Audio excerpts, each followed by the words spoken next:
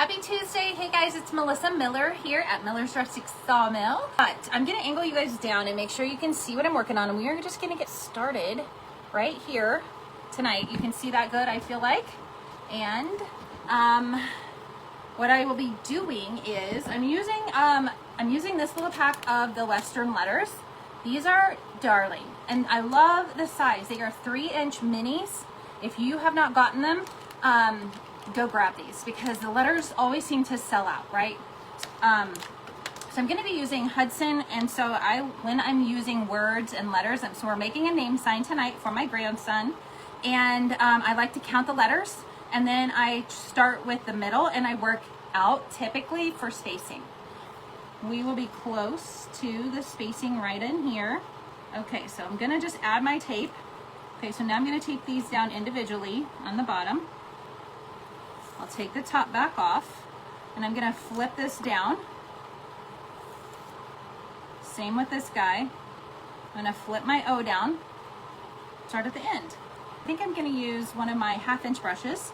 So I'm going to offload. I'm just going to pick up, I've got a lot of paint here, a lot of paint. That is too much paint, you guys. Don't go to your stencil with that much paint. And you're just going to start swirling right over it. So I'm working on the cedar. The cedar is going to really soak up my wood because it is kiln dried. And so it's just different than some of the surfaces that you work on, probably. A lot of you, I don't know what surfaces you work on, but it stencils typically really nice. So it doesn't have a real slick, obviously, feel to it. It's just natural wood. So let me hit it with a dryer. We're going to take it off. So we're done with the H.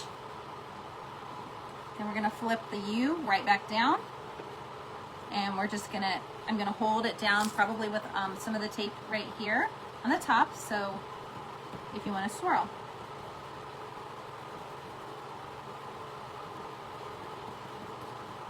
I always appreciate it whenever you're here, you're hanging out on a Tuesday evening with me. It's good to have people on and an audience to talk to. Judy, you do stencils.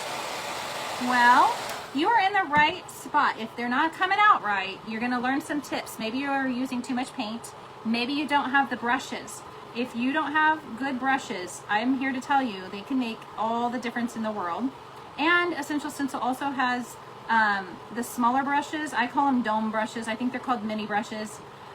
Some people really, if you struggle with the bigger brushes, try the other brushes. It can be your brush. It can be the weight of you pushing on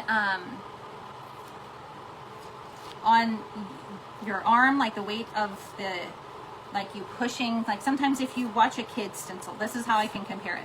If you were to give any of the kids in your life a stencil brush and watch them stencil, some of them you're going to watch are going to be like, oh, really pushing with lots of paint. And some of them are going to be really scared and not push enough. So you've got to find the balance of that, okay? So find the balance for yourself. And if you hold up here, you're gonna have lighter pressure. If you hold it down a little harder or farther towards this, you're gonna have you can put a little bit more pressure. So it's the same concept as when you're using a roller. If you've ever painted with a roller on the wall, you load up your brush with some paint, offload it, and then the pressure that you're putting on your brush is what's gonna push the paint out. So that can vary for everybody. And I would tell you to practice on some of the cardstock that comes right in the stencils. That's always a good thing to practice on. So I'm going to take this, and we are going to add this little design right here underneath it. A light amount of paint on here. And I'm just going to go over these designs.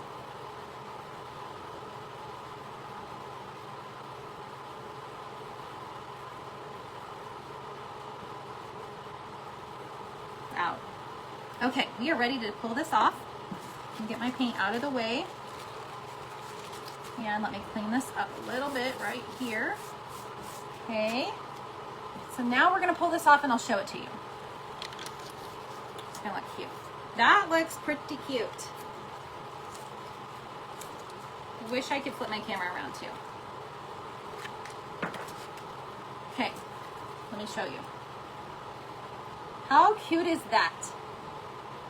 Obviously, it looks backwards. It's backwards to you guys, but I hate that. Okay, now we are going to put wood honey on it, okay? We are going to put wood honey on it. So, here's my little wood honey guy. And we are going to just put some wood honey on here. You can get this on Amazon, and you're going to see what happens. So, if you are using natural wood or any of our wood, ever, just know that whenever you oil it or you put a finish on it, it is going to change colors. It's kind of magical. And this is going to just soak in so good. But look at that rich cedar color. Like, you thought it was so pretty before. Did you know it was going to do this? So a tip is, whenever you're working with natural wood, make sure you just take, if you aren't sure what colors you're using, you can take a damp cloth and you can just add a little bit of water to a damp, to your cloth, and then wipe your wood and see how rich it's going to do, how rich it's going to turn. And that's going to give you an idea of what colors you might want to choose. So I'm just rubbing this in. Let that soak in nice. I'll hold you guys up here and I'll show it to you sitting up so you can see. So this will just sit, it's going to already soak in. It does not, so the wood honey does not sit on the wood, it soaks in. So I don't seal this. This will seal, it will create its own seal itself, and it soaks into the wood. The only reason that I'm going to seal this with anything like a protectant is if it's going to go outside or it's going to be in high use. So this is going to hang on a wall, and because it's going to hang on a wall, nobody's going to really be touching it or anything like that. So I'm not worried. I don't seal a lot of my signs, guys. I really don't. So a lot of you do, and that's great. Like porch signs, anything that's going outside, obviously you would want to seal it. But this is what the cedar looks like with the finish on it. Follow us at Miller's Rustic Sawmill if you don't. And as always, I hope you'll come back next week, and I hope you have a great 4th. Happy 4th of July, you guys. Go get you some Western stencils, and I hope to see you here next week, right here on Essential Stencil. So see you guys soon. Bye.